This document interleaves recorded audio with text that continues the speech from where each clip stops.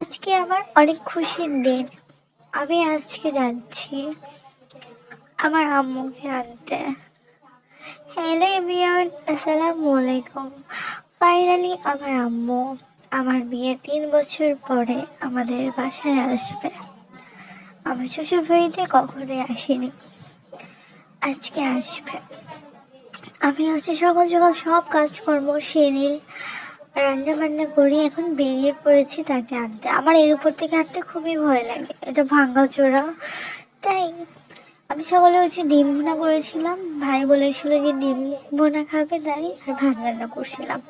যেহেতু আম্মু মাছ মাংস এগুলো নিয়ে আসবে, তাই তারপর ওখান থেকে ভ্যানে উঠে পড়েছি। উঠে এই যে কাটাখালিতে নেমে পড়বো। কাটাখালি চলে যাচ্ছি, গাড়ি থেমে গেল। তারপর এখান থেকে একটা অটো নিব, অটো উঠিয়ে চলে যাব রাজশাহী রেল স্টেশনে। ওখানে আম্মু ওয়েট করতেছিল।